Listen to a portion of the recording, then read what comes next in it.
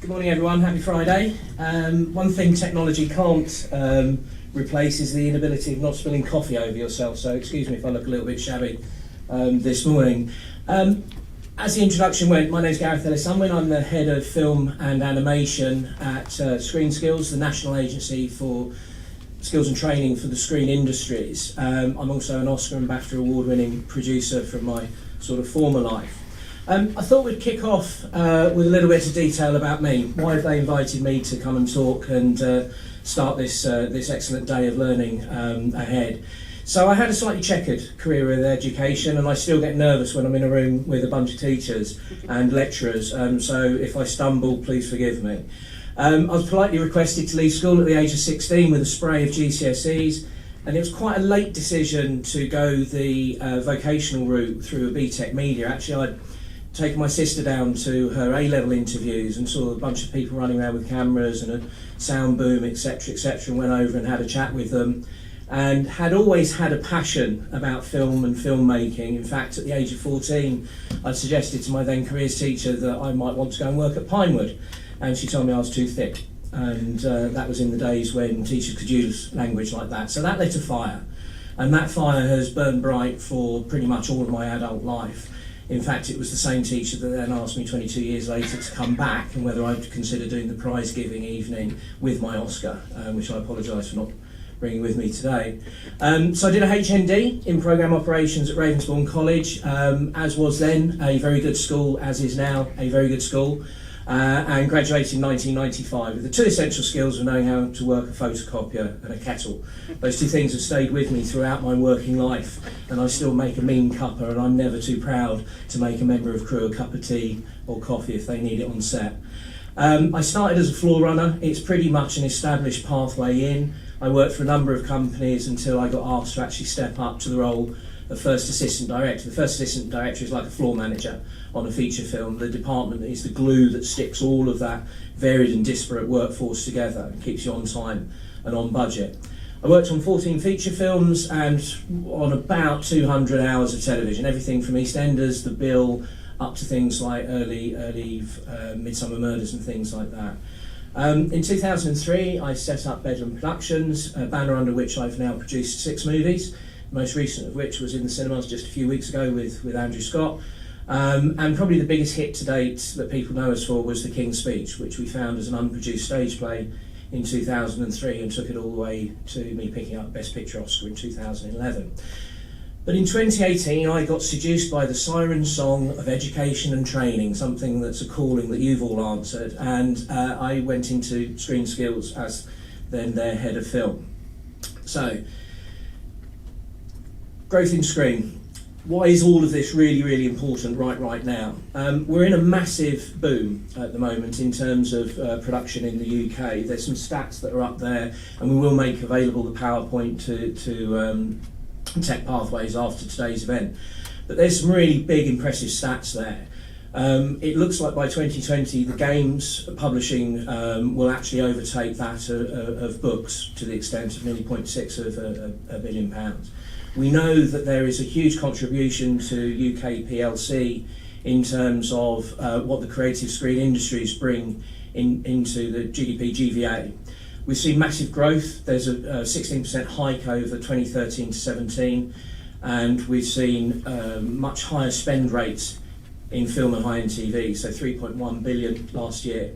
So why is this important? Well, the reason it's really important is there's jobs out there. There are jobs and shortages that your potential students now and in later years can come help fill.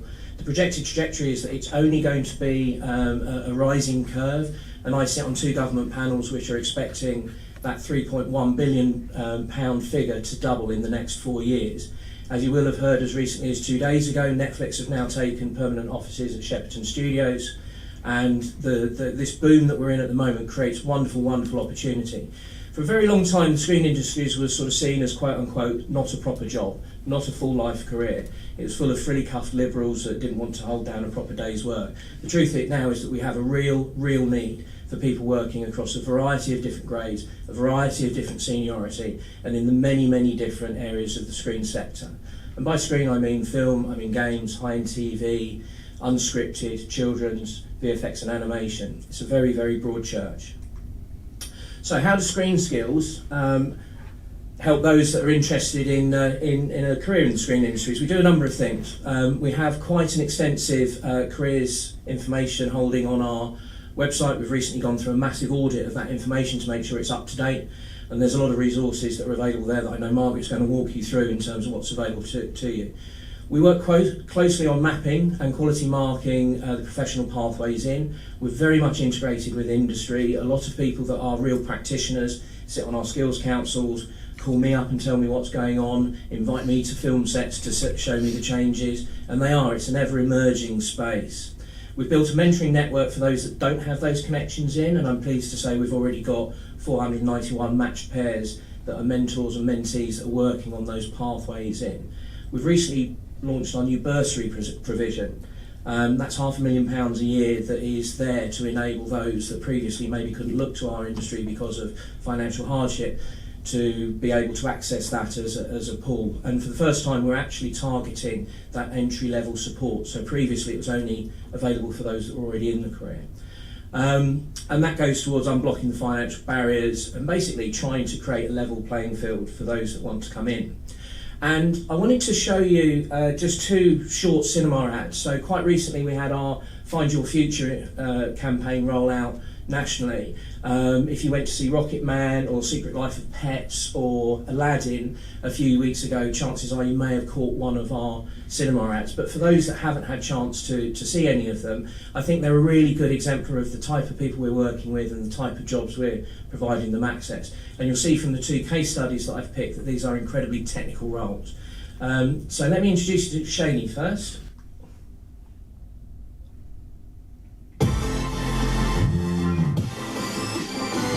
My name is Shani Bisma. I am a visual effects assistant coordinator. Visual effects is really diverse. There is something for everyone. If you're quite a quiet person, you're a visual effects artist. If you're someone that loves holding the room, you could be a manager. I really love visual effects. I've found a home there. We're geeky, we're nerdy, I like that. But I'm much more comfortable around the geeks and the nerds. There's women at the top which are really inspiring. They're real powerhouse women. That is where I'd like to get to. Okay, so that's Shady. She came through our trainee finder programme. She actually worked on Wonder Woman 1984, which has just wrapped up at Leavesden Studios. VFX is a real boom area within a boom sector. The second person I'd like to introduce you to is Lauren, who's a camera trainee.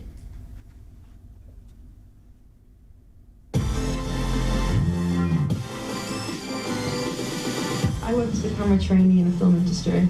There was a time when I would sit and Google how to work in film. I thought that living in the Northeast would restrict my opportunities. Eventually I came across ScreenSkills.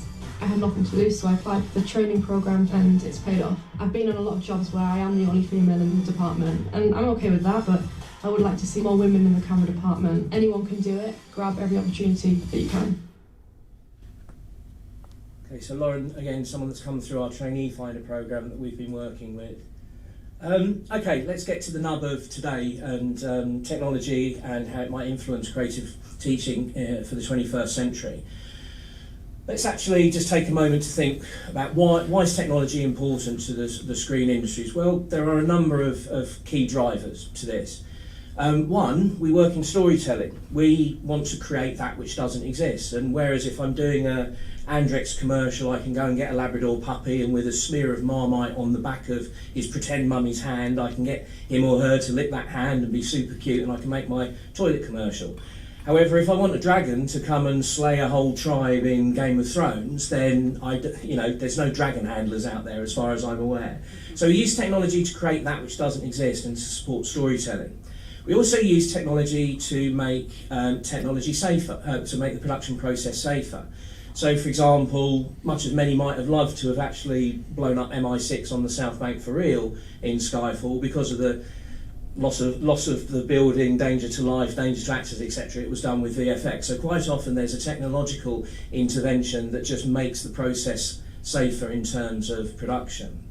We're always looking to enhance efficiency and productivity. So to give you an idea, when I was ADing on set, typically shooting on film, you would manage 10 to 15 camera setups a day, so 10 to 15 occasions where the camera had to move and a new piece of action had to be recorded. On average, we'd shoot on a feature film about 2 pages of dialogue a day. The old adage was about a minute of screen time is about a page of dialogue. So you can imagine the length of those production schedules based on 10 to 15 setups a day and 2 pages shot a day.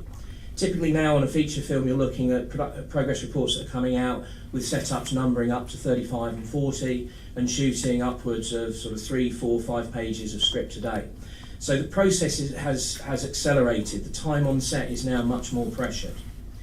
We also want to look at the opportunity to expand distribution and consumption opportunity.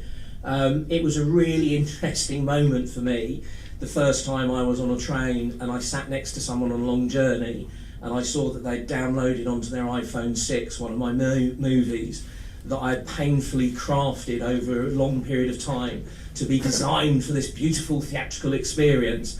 And the person in question had only one earphone in, was chatting to the person that was directly opposite, and was paying very little attention to that which I had made. Things have really evolved and changed. I remember one of my very first jobs was working at a company called Cal, and Cal was a motion graphics company. And to render 3 seconds of motion picture would take pretty much 3 days. So we would kick off a render on a Friday night as we switched the lights off and we went out for the weekend. And we'd come in on the Monday morning with our fingers crossed, just hoping that there wasn't a crash log that said that everything had fallen over at midnight on Sunday. So these are the ways in which and why the screen industries have embraced technology. The technological advances that I've witnessed, I've been doing this since 1995, and a couple of the key ones, the massive explosion of VFX and animation. When I started out in the industry, VFX really was the poor cousin of the process, and if you could shoot it in camera, that really was the aim and ambition. Whereas now with the quality of VFX and then being able to recreate things like rain, snow, water, animals, both fantastical and real, there's been that real sort of boom in VFX. There's been an overall shift to digital cameras and digital filmmaking, and actually I'm going to case study one particular role that didn't exist 10 years ago. Production logistics have vastly improved. You know, gone are the days of losing crews and having phone calls to the location manager because they've gone to the wrong field to go and shoot a scene. So that has really holistically changed the way in which we make our movies now. If you still want to try and visit a film set, the best thing to look out for is the unit signs that are stuck on lampposts with tech crew this way or unit base that way. We still rely on some fairly analogue solutions, but the whole sort of workspace has shifted.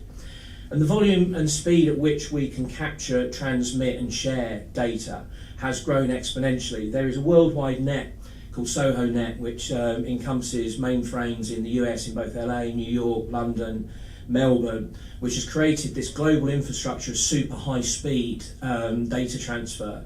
It now takes something like 90 seconds to spit a fully formed film down the SoHo-Net system. I mean, it's incredible speed, and that's opened up all sorts of distribution opportunities.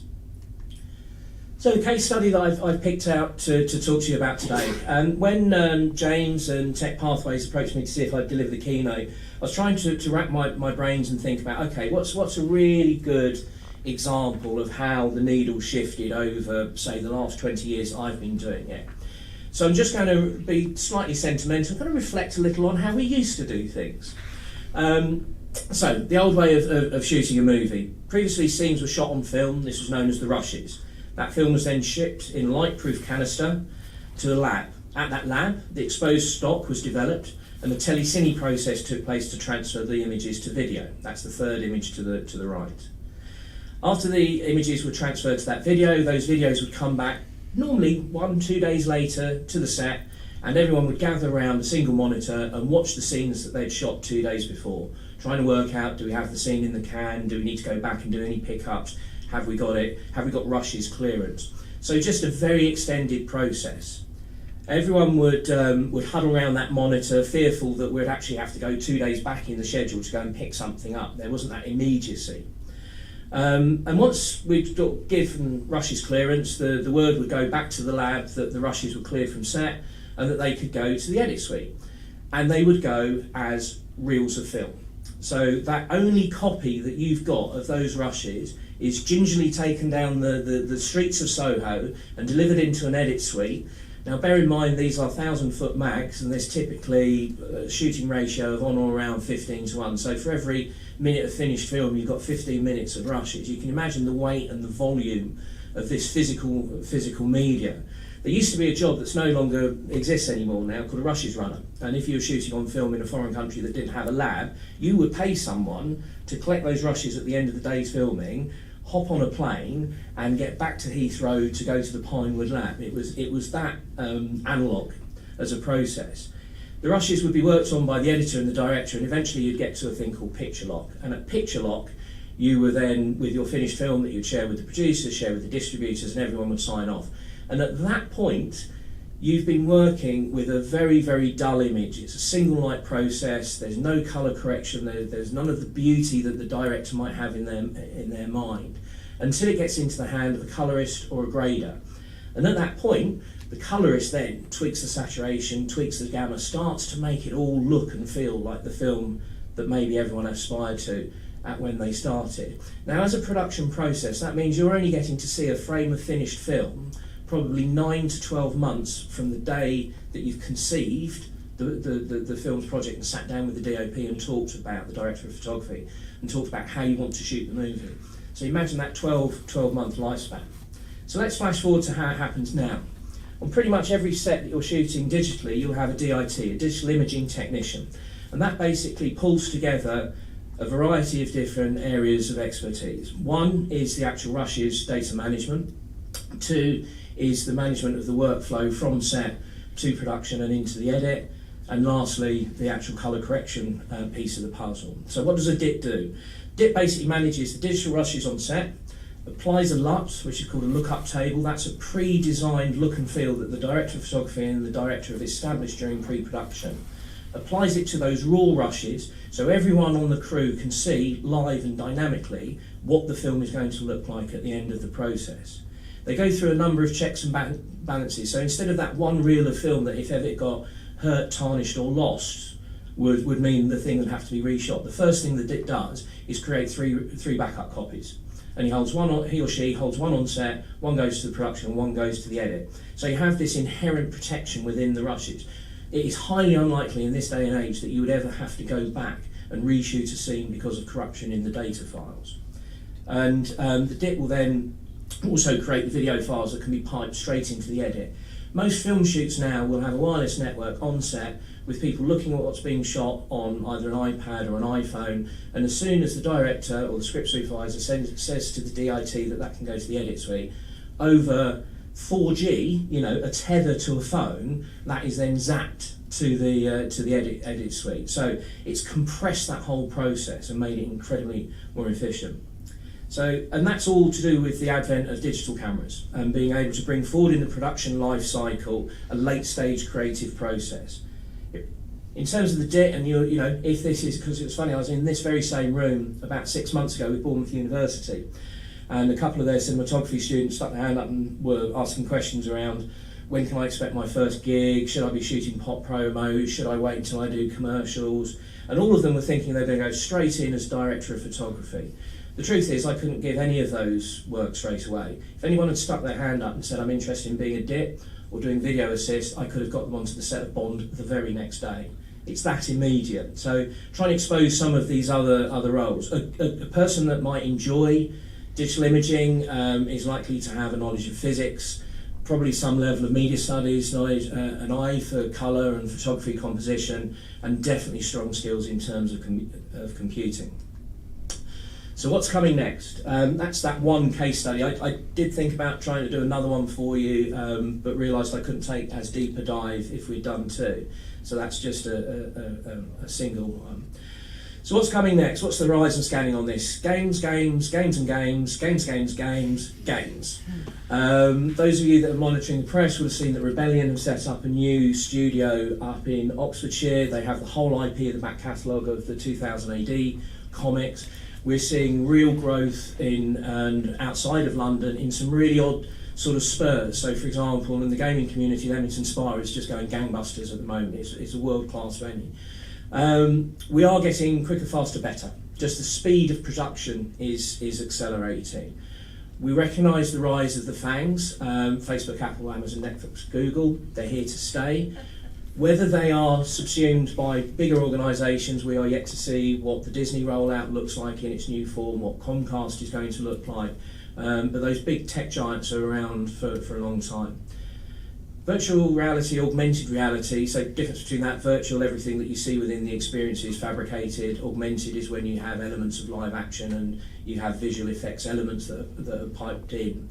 Are now moving into the narrative drama space. We are seeing dramas being written and designed specifically for the immersive world. It's taking a lot of new thinking in terms of those with technical skills, and at ScreenSkills we partner with both the BFI and NFTS in terms of access into learning around immersive. I don't know how many of you caught the last Star Wars, but we saw within that film electronic actors. So Carrie Fisher was replicated, Peter Cushing was replicated. There is a whole question about rights ownership to your likeness and image, but the technology is now there to take an actor out of a film completely. Look at the Kevin Spacey incident on All the Money in the World, and put a digital representation of a new actor in there. So that's one of the big changes that's coming down the line. Further advancements in motion capture, so that's the process whereby an actor plays the role of a character, normally in a silly lycra suit with lots of ping pong balls stuck all over them in a special filming environment, and their representation of movement and performance is then piped into a computer that picks up where those ping pong balls are and converts it into motion. And if anyone's seen recent films like The Jungle Book, where all of the creatures were created digitally, they've really started to get those difficult things like fur, motion, muscle mass really worked out and worked through. In fact, when we mentioned VR, we've just delivered from a commission from the BFI a careers experience that gives the user the opportunity to go on and witness what a working film set looks and sounds like without having to ever take them further away than being right here and now. It's based on the Oculus Go headset, and I believe Margaret has got one charging up at the moment, so maybe over lunch if you want to go and immerse yourself in the world of film and TV, that might be a great opportunity. But the thing that I wanted to leave as my parting shot before I hand over to Margaret is the real importance to not get blinded by technology. Technology, as it's used in the creative industry, really is a tool. It's a tool to support creativity. And what we are finding at the moment in that sort of gold rush to technology, some of the more basic skills are being forgotten to be taught. So for example, if you have a VFX artist who's doing image manipulation on a VFX suite and they're using a stylus and a tablet, if they've never held a pen on a piece of paper, you can't suddenly jump them into that knowledge. We're seeing, particularly in VFX and animation, the one thing employers are saying is, we love the fact that people are coming through knowing the tech, but the truth is we want them to be able to draw a round circle freehand, which is a very difficult thing to do. We want them to be able to do characterization, we want them to be able to do those traditional processes, and where technology really, I think, plays an important part in the creative industry is when it adds additionality to that process. It takes that traditional process, that traditional methodology, and just accelerates it, or it opens it up.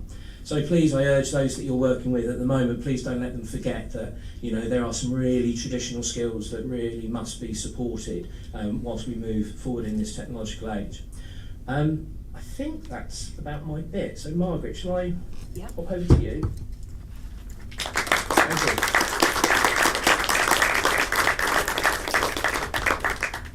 I haven't got an Oscar, I'm sorry, but I'm a little bit more practical. So I head up the careers team, and I suppose I should tell you a bit about myself. I used to work for the BBC for quite a long time. I work for children's television, but the most important thing why I do what I'm doing now is I headed up BBC Outreach for a while, and I did all of the community engagement for when the BBC moved into Salford. We had 700 people there who already worked in Manchester, 700 people moving up from London, but 700 new jobs, and we wanted to make them really diverse, and we had all sorts of different ways of doing that. And that was a brilliant experience of how to get a more diverse workforce. And I'm kind of really, really passionate and into that kind of thing. So ScreenSkills, this is just a very quick guide to what we do with education. Apprenticeships is a really big part of what we do. And we had some amazing news yesterday, sorry, just going to pop that down there, in that we lobby for apprenticeship standards, we look at skills shortages, try and make sure apprenticeships and vocational qualifications match those skills gaps. And we had some really good news yesterday from the DCMS in that they're going to allow film and TV to do shared apprenticeships. This means we pay an awful lot of money into the apprenticeship levy and we can't draw most of it down because we can't have apprentices. Our companies may be shooting for 3 months, so they can't have an apprentice for a year. That's all unlocked, and we've now got a pilot running from later this year for 25 new apprentices, which is absolutely brilliant news. And as your students go forward, it means that there will be more apprenticeships available. So that's really, really good news, which was announced yesterday, and the DCMS putting £100,000 into that. We accredit HE and FE courses, and this means that we look at those courses, industry go in and look at them and make sure they're industry ready, and then look to see whether people can actually get a job at the end of it. Lists of those courses are on our website. The FE courses, we're just doing a pilot, but we'll do quite a lot more of those. We've got a really experienced vocational team at ScreenSkills who actually look at qualifications. Are they going to get people jobs? Are people industry ready? So that's a big part of what we do. We have careers information. Rochelle, a colleague of mine, and I are here, and we can give you some of our wonderful careers maps, which are really useful things, and they map how you start in a career and how you will go. We've just redone completely, for example, the games map. And talking about new technology, on the games map, we did it 4 years ago, and when we do it again, all of a sudden there's a whole new section called esports, because there weren't jobs in esports 4 years ago, and there are now. An example of how things are changing. And you saw earlier on that games are overtaking books spent on games, so that's a huge amount. We've got careers resources on there. We've also got comprehensive job profiles on how to get into different jobs, which I know is very useful to a lot of you. We are doing some lesson plans over the summer for primary and secondary, so there will be actual careers lesson plans that you can use in the classroom. And we are working with the DCMS and our partners Creative and Cultural Skills and the Creative Industries Federation on the Creative Careers campaign and the Creative Careers programme. And that means that there are several strands to that. We're working with the Careers and Enterprise Company, but the important thing to tell you is in November 18th to 22nd, creative businesses all across the creative industries are opening, and that will mean there are opportunities for groups of students to visit creative businesses, television, film, music, theatre, museums, architecture. All of those partners are working with us. So that's just quite an important thing to look at. Now the creative industries, it's not just really, I mean, screen is booming, creative industries are booming. They're worth an awful lot to the government. They did a sector deal for the creative industries in March. And the creative economy is 1 in 11 jobs in the UK, but the businesses are really small. There's only a few things, like in screen, you've got, you know, Warner Brothers, you've got the BBC, you've got ITV, but for every one of those, there's a small production company making something really amazing, or a small games company, or even in visual effects, some of the companies are really small, or you've got the really big ones like Framestore and The Mill, and you're meeting Simon later. So there are a lot of small companies, which makes it very difficult for things like work experience and all that sort of thing. But there are ways of negotiating those industries. The government estimates that for the whole of the creative industries, there'll be 600,000 new jobs by 2023, and your students can take some of those. Working in the industry isn't quite the same as a lot of other things. A lot of the workforce is freelance.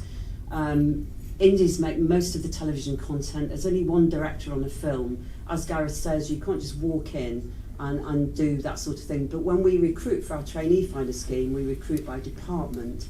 So we recruit production office trainees, makeup trainees, camera trainees. So those are where the jobs are. And we need people, we need electricians, we need plasterers, we need people to make props. So it's not just all of those grades that not everybody is a director or assistant director. There are lots of other things. And if you want to know who it takes to make a film, or which companies make that film or television programme, you will hear me more than once in this presentation. Read the credits. Then you will see where the work is. The people on the credits, the companies on the credits have the work. TV production. Have I Got News for You goes out on the BBC. It's actually made at ITV Studios by a company called Hat-Trick, which is one of the only indies that hasn't been taken over actually. Who makes Bake Off? Does anybody know? Nobody ever does. All that fuss about it going to Channel 4. It's made by a really big production company called Love Productions, which is not truly an indie anymore because Sky owns 70% of it. You will see Graham Norton on a Friday night, goes out on the BBC. He made his own company called So Television. He's also got So Radio. But a few years ago, that was the majority shareholding in that company is now owned by ITV Studios. So the ownership of television and film is really very complex. 3 of 2018's top 5 grossing films at the UK box office were made in the UK. Avengers Infinity War. So who made that? Marvel Studios made it, but they're part of Disney and it was distributed by Disney. A lot of it was shot in Scotland. Mamma Mia. So 4 or 5 production companies doing that. Little Star, Legendary, Perfect World. It was shot at Shepperton. The visual effects were done by a company called DNEG, which is a big visual effects company. But there was a company called Playtone involved in that. You've probably never heard of them. So a lot of these companies are people you may never have heard of, and yet they have work.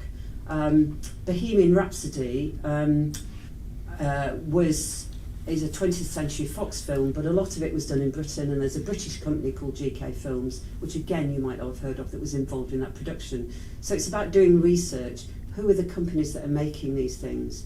The BBC and ITV don't really make very much. ITV Studios and Shiver make things, BBC Studios make things, but all the BBC make now, for example, is sport and children's. That's just about it really, and news. Working in the industry isn't quite the same as anything else. We deal with a lot of parents and a lot of teachers, and everybody says it's a bit arty-farty, it's not a proper job. Actually, there are proper jobs, there are proper pathways in. It's not quite the same as other things because of the short-term project nature, but an awful lot of people make a really good living. You've got to be able to network and promote yourself, and you will probably have to work freelance. It's just the way it is. We do research, and this is really interesting. It's all on the website. We do a quarterly skills barometer. So the first one is the 3 months up to October 2018 that we did, where 58% of people said business activity was increasing. It was down to 39% in January, but that's really due to Brexit. The biggest influence on that was Brexit and political uncertainty. And in October, 86% of our companies that we surveyed reported difficulties in recruiting staff and getting the right skills. It was down 68% in January, but you're talking about Christmas. And the reasons they give are competition from inside the sector and a low number of skilled applicants.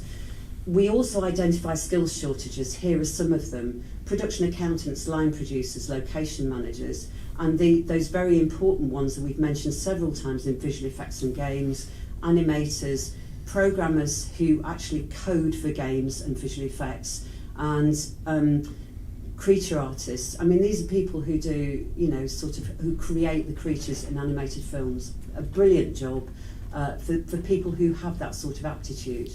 The solutions are, our businesses are suggesting bursaries, we're doing that. Improved careers education, we're doing that. And the improved relevance of education and vocational training. We are doing all of these things to try and improve the pathways in.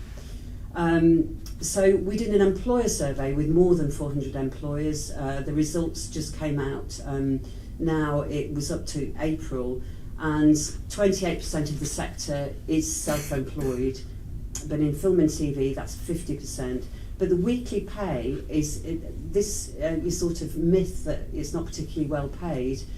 It's higher than the general economy, apart from film distribution, which is cinemas and that sort of thing. We are improving in diversity. We're a bit whiter, a bit more male, and a bit younger than most of the workforce. But we are making real progress on that, and that there are so many initiatives, particularly in London, which is a really good place to be. And it reaffirmed, the bigger sample reaffirmed the shortages in animation, visual effects and games as well. Just last thing, how do you get in? You need the right course. Look at placements on a course.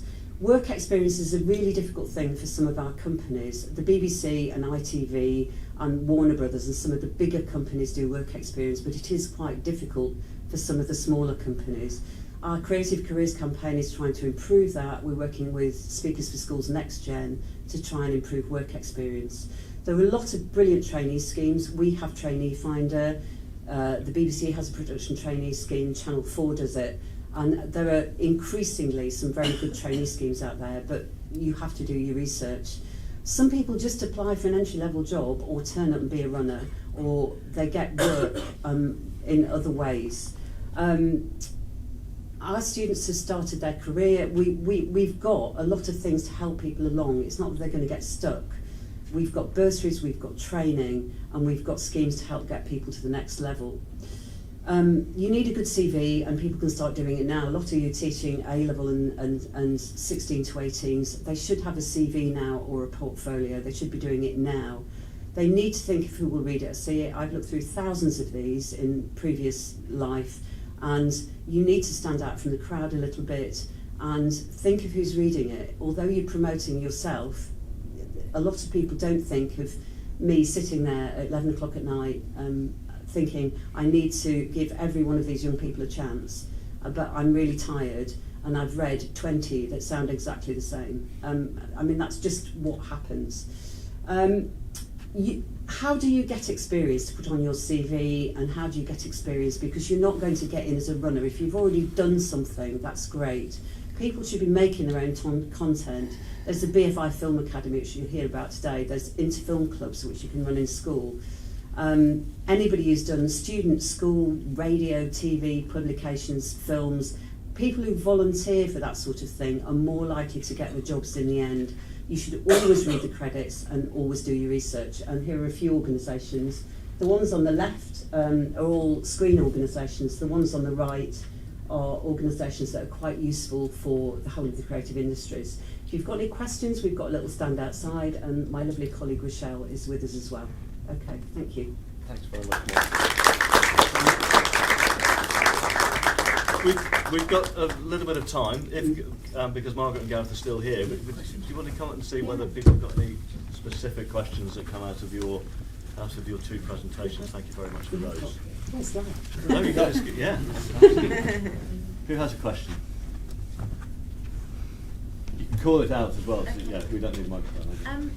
A big part of getting kids onto our film and media courses is our kind of open evenings, when I think one of you mentioned about parents who are, yes. We struggle to kind of convince them that these amazing jobs are out there, and that our subjects go, like you said, with like physics and photography and maths.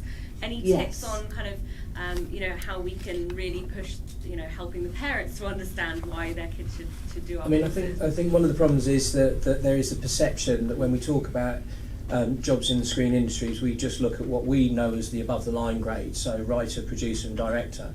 I spoke at a school in North London just last year and shared the anecdote on the King's Speech. I employed 456 people. There's one director, one writer, 4 producers, and everyone else had proper jobs.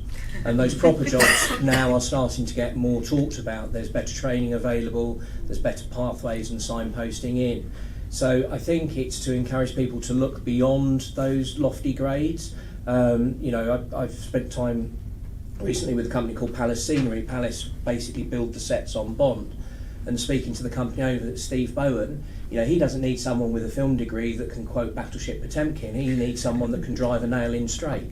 Yeah. So I think it's broadening the opportunity by making it clearer that there are all of those other and different jobs. And I think part of that, which Shani touched on here, I think there is a misconception further that in the process of trying to stand out from the crowd, we expect everyone in the screen industries to be like the cast of Glee. These high energy, high-fiving, cartwheel turning, sort of bundles of energy. And the truth is that there is so many broad different jobs within our world, and some people that might want quiet, more contained, detail work, there's opportunities there. People that love being in part of a big team, there's opportunities there. So it's trying to break down those boundaries. A, that there are different types of job, and B, that we really need different types of people to fill those jobs. I mean, for example, production accountant or line producer or production manager comes up a lot. And if somebody is quite good at maths and spreadsheets, ideal job for them, and we're really short of those people. So there are an awful lot of jobs that are really suitable, and I find when I talk to parents that those figures about, there are 5 times as many jobs in the creative industries over the years 2011 to 2016, which are the latest government figures, and the economy in screen is growing more than twice as fast. Jobs in screen are growing more than twice as fast as the general economy, and as Gareth says, not all of those jobs are directors and producers and writers. A lot of those jobs are the other grades and the other people, and a lot of those jobs are technical. Do you have a presentation that she could maybe show, because you're both very charismatic? Oh, thank you. You can stay. We're engaged with you. Yes, yeah. No, if we, I mean, Margaret and Rochelle are around for a good part of the day. If we could get your details, we could see if there's some machine. I mean, one of the things that we're doing, which is rolling out later in the year, actually away from London and the South East, in recognition of some of those other jobs that are going underserved at the moment, is the Centre of Excellence that we've announced in Yorkshire, and that's a coming together of both the BFI, ourselves, Screen Yorkshire as a local regional agency, and the NFTS. And the actual grades that we're looking to deliver aren't those common things that you can currently find in HE and FE. It's plastering, it's carpentry, it's electrical.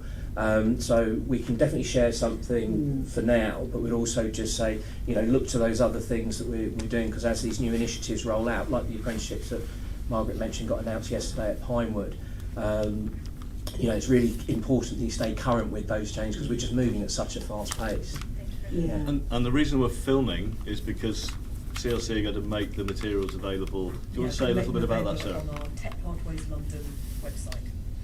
So it'll reach lots more people, and you'll be able to download and play them back, and maybe use them if you want to talk to parents or to students. Yeah, another question. I was just wondering, is there any opportunity for anybody from ScreenSkills or similar organisations that could come into a school where we would have maybe enough timetable there or something, where a whole year group do workshops and things around opportunities within the screen industries to make, to look more depth in how physics or how maths or how these things can, because it's, you can talk about it, but it's actually the doing and seeing, isn't it, that actually puts it into kids' minds, and then they go home and talk to their parents about the great things they've done. We cover the whole of the UK, and I started with a team of, there were 3 of us, and now there are 5 or 6 of us, but we can't get to every school. We're invited to go to a lot of places, but we do go to a lot of bigger things like this if we can.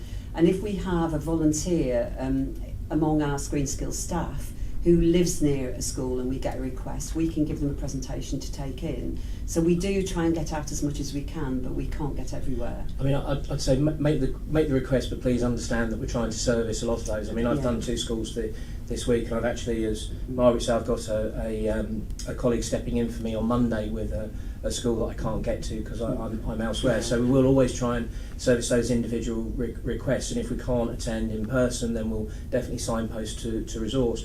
One of the things that we're developing in light with the VFX and animation shortfall at the moment is a piece of work where we are going to enlist 200 VFX workers who are within a sort of 3 to 4 year period of graduation, and equip them with resource so that they can go back into their old schools, their old colleges.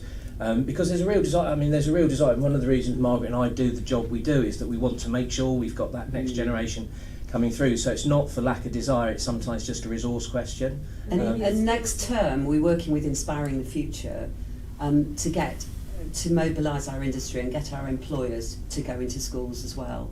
That's not quite up yet, but that'll be next term. And maybe for schools, if we collaborate with other schools maybe in the local areas and get... Yeah, if we've got a group, it makes it much easier. If there's a group of centres who are within a couple of miles of each other, it's easier in big cities, I guess, and you can get a venue and get the venue to open up and have some maybe a media careers day, then that's an opportunity to get a whole range of people to come in and speak. It's more work for you. You could maybe do that through the Media Education Association, if you know the MEA. And that's the kind of thing that the MEA really wants to be able to do. So if you join up with them online and find like-minded people, you might be able to get a kind of careers day like that off the ground. So, it's more potentially a bit of a discussion point. You spoke about the skills shortage in the industry as the reason why young people don't get jobs. I'm sure anyone else is a teacher in the school is aware, teaching media film, very hard to get student numbers, etc. But combined with losing things like art is getting detailed down the curriculum. And then I'm thinking if anyone's seen the documentary Side by Side that Keanu Reeves did, where he interviews a lot of directors and they talk about the rise of digital, for example, has actually led to a skill shortage because filmmaking's become so much easier, which is obviously a good thing, but I wonder actually yourselves, do you think that is a great thing, that students aren't necessarily learning the craft how it was done before, and also kind of the impact that those other elements have on the curriculum?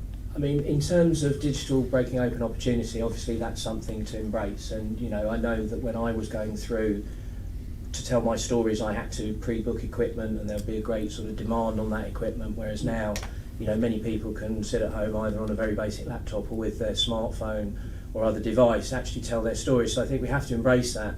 I think the problem that we face is that there is an inherent tension between social enterprise and opportunity and genuine workforce readiness.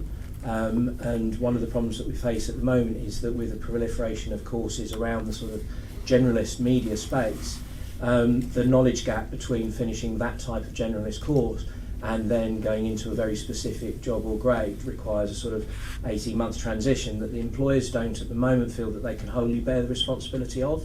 So when we're talking about our accreditation, one of the things that we are looking at with those courses is, do they offer workplace learning? Do they have industry guest speakers coming in? Is there genuinely that dovetailing between the real world of work and the educational environment that the teaching takes place in? So I think it is a bit of an issue, and there is good work being done to try and sort of bridge that gap between the two things. But with regards to your students, you know, I'd really actively encourage them when they start to look at those later life decisions to really interrogate what they're going to get out of that particular course. And we have seen a bit of a shift recently away from degree level learning in our space. I think we've become a bit more accepting of vocational learning, or actually just going straight into the world of work. So it's trying to create that sort of responsibility on the learner as well. You know, it's not just on your shoulders that that person that's expressed an interest goes on and has a career. They've got to take responsibility themselves. And you write about art and design. I mean, apparently in London, according to Birkbeck University, there are 61,000 unfilled art and design jobs in Greater London, because the art and design skills across the whole of creative, because they're coming out of level 3, there is a bit of a problem there. We know that, yeah. One of the conference last year or the year before, we had somebody from a VFX house who said he needed somebody who was able to do computer graphics. He couldn't find somebody with the right skills. He ended up with a graduate from Brazil. Then he said at the same time, I reckon I could teach compositing to a 14-year-old in 10 weeks. So there are opportunities that people just don't know, you know, how to fill them, how to find them, and how to match the skills and the people who've got the qualifications. We was talking this morning, but I feel because a lot of the subjects now, especially creative ones, are exam driven, so we've lost the whole practical element. So it makes it difficult for students when they want to move on to like those courses. Yes, it does. For example, media studies teacher now, it's 70% theory, so it's a lot of it is theoretical based, knowing about theorists and all those things. So you kind of take away the actual practical media elements. So. And it's that element that for a lot of people, I mean, my own personal story, that's where it came alive for me. Picking up a camera, getting to actually do stuff. It wasn't the chalk and talk lesson learning of the theory. So it's whether those opportunities that can be created outside of the school environment. It's the volunteering, people who volunteer, you know. If you volunteer for community films, community projects, hospital radio. I started in radio, you know, I started doing community hospital-y sort of radio. That's how I started off, and then I ended up doing all sorts of stuff. But you know, just volunteering to do something like that, or just getting involved in some films. I mentored a student who is now in his first year, from a very disadvantaged background, and he has been making stuff, you know, volunteering to make stuff for local companies since he was 15, and he's doing really well. But that's quite hard work. But the volunteering bit of it and getting some experience, however you get it, is quite important, I think. And I know there's not as much of it in the classroom now, which is sad, but probably a lot of people have to get it outside the classroom a little bit. Can we thank Gareth and Margaret for sharing their time? Thank you very much.